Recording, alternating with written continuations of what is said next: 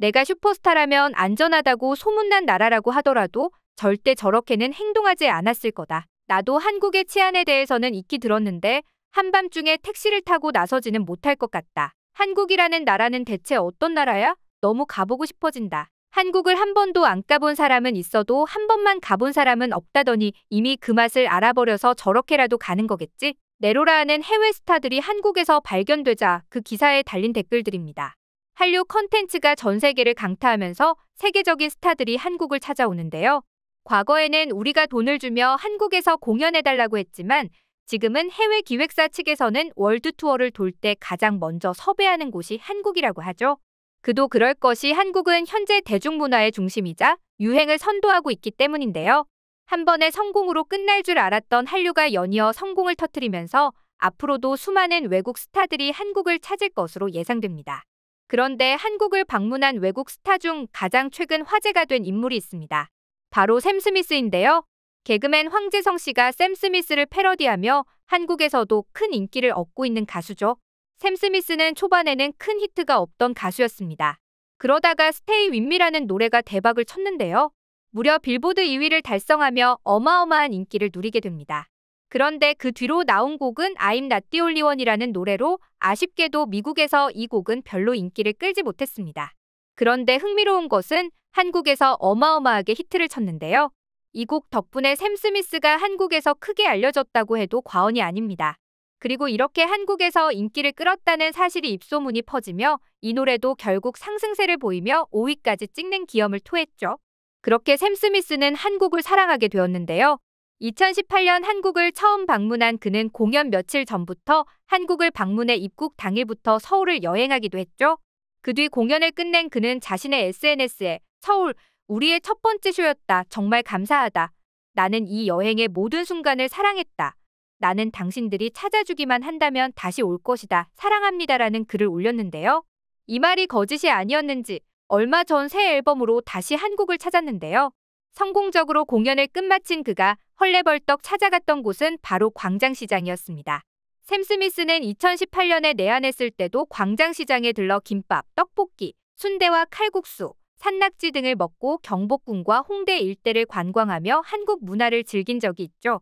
당시 그는 산낙지를 먹으며 이거 진짜 맛있다를 연신 내뱉었는데요. 그 맛을 다시 느끼기 위해 이번에도 광장시장을 들른 것입니다. 하지만 이런 사실이 알려지자 샘 스미스에게 악담을 퍼붓는 나라가 있었습니다. 바로 일본이었는데요. 왜냐하면 샘 스미스가 내한하기 일주일 전 일본의 요코하마 아레나에서 열릴 예정이던 일본 공연은 시작 1시간 전 공지를 통해 공연을 취소했기 때문이었습니다. 사유는 몸 상태 악화였는데요. 그 일이 있고 나서 4일 후에 한국에서는 콘서트를 무리 없이 진행하고 공연이 끝난 후에는 한국을 이렇게 즐기다 갔으니 더욱 화가 난 것이죠.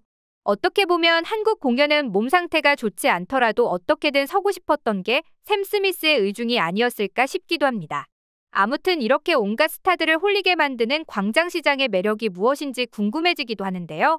수많은 외국인들이 한국의 광장시장에 몰리는 이유는 여러 가지 이유가 있지만 그중에 첫 번째는 바로 넷플릭스의 다큐 길 위의 셰프들 서울편 덕분입니다. 길 위의 셰프들은 전 세계의 길거리 음식을 소개해주는 프로그램인데요. 아시아편에서는 한국의 광장시장이 나왔죠. 매일 새벽같이 광장시장으로 출근해 직접 밀가루 반죽을 칼로 썰어 손칼국수를 만드는 사장님의 모습은 전 세계를 한국과 사랑에 빠지게 만들었습니다. 그 외에도 만두, 녹두전, 간장게장과 같은 여러 가지 반찬들이 나왔는데 그 덕분에 광장시장이 글로벌 명소로 떠오르게 되었죠. 두 번째 이유로는 구독자가 100만 명이 넘는 유튜버들이 앞다퉈 한국의 광장시장 리뷰를 남겼기 때문입니다. 특히 이들은 그동안 외국인들이 혐오스럽다고 싫어하던 산낙지 먹방부터 꼬마김밥 등 여러 가지 한국의 특색 있는 길거리 음식에 대한 먹방을 올리기 시작했죠. 안 그래도 전 세계로 퍼진 한류로 인해 한국이라는 나라가 궁금하던 찰나 이런 유명인들이 한국의 광장시장을 방문하니 궁금증이 하늘 끝까지 치솟은 것인데요. 이런 인플루언서들에게 영상 하나를 올려달라고 하려면 몇 억을 줘서 홍보해야 하는데 한국은 유명해지고 트렌디하다는 이유 하나만으로 그럴 필요 없이 이들이 와서 스스로 한국의 광장시장을 홍보해주고 있는 것입니다. 그 다음으로 광장시장을 찾는 세 번째 이유로는 역시나 K 콘텐츠들 덕분이었는데요. 과거에는 아시아에서 화제였던 한류가 이제는 전 세계로 퍼져 유럽, 북미, 남미, 동남아 등 모든 국가가 한국의 드라마, 영화를 시청하고 있으니 자연스레 한국인들이 무엇을 먹고 지내는지가 그들의 관심사로 떠올랐습니다. 그래서 현재 광장시장은 외국인들로 끊이지 않는 상황이라는데요. 현재 종로구 광장시장을 무려 50년이나 지켜온 반찬가게 사장님은 최근 외국인 관광객이 늘어난 사실을 실감하고 있다고 말했습니다. 게다가 양념게장, 새우장, 멸치볶음 등 한식 반찬들을 유심히 지켜보다 사가는 외국인 손님들로 생기가 넘치고 있다고 하죠. 특히 가게에서 비닐장갑을 끼고 간장, 양념할 것 없이 게장을 입가에 묻히며 정신없이 먹는다고 합니다. 그래서 이 반찬 가게의 벽면에는 해외 택배가 가능하다는 안내문도 각종 언어로 적혀져 있었죠. 이렇게 한국의 전통시장이 큰 인기를 끌고 있는 것이 굉장히 뿌듯한데요. 광장시장은 무려 1905년에 개설돼 100년이 넘는 역사를 자랑합니다. 물론 한때 동대문 종합시장과 대형마트들이 들어서면서 잠깐 침체기를 겪은 적이 있었는데요. 하지만 광장시장은 광장시장만이 내세울 수 있는 한국의 맛, 먹거리 전통시장으로 바뀌면서 다시금 그 인기를 이어나가고 있습니다.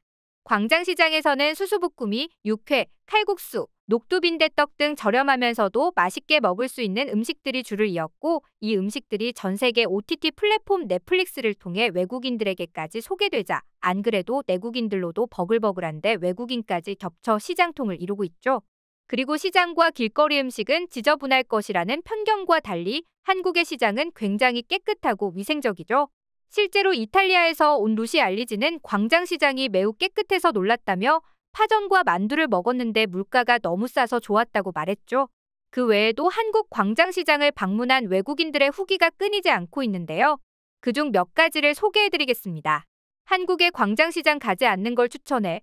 왜냐하면 가끔 생각나서 한국행 비행기 티켓을 끊어버릴지도 모르니까 한국에서 살게 아니라면 너무 괴로운 일이야. 한국은 역시 전통과 현대가 공존하는 나라야. 광장시장은 그 중에서도 한국의 진정한 맛을 느낄 수 있는 곳이었어. 괜히 외국인들이 한국의 광장시장을 많이 찾는 게 아니지.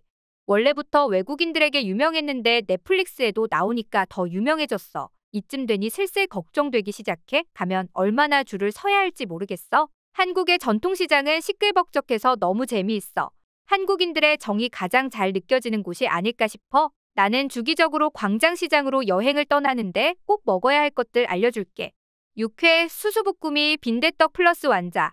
이렇게는 꼭 먹어봐. 다른 것들은 배가 고프면 더 먹고. 만약 주변에 K-팝, K-드라마까지 밖에 모르는 미국 친구가 있다면 광장시장을 꼭 데려가봐. 눈이 휘둥그레해질걸? 내 친구도 광장시장에 데려가니 엄청 재미있어 하더라. 이제는 광장시장에서는 일본어, 중국어, 프랑스어, 영어 등등 수많은 언어를 들을 수 있는데요.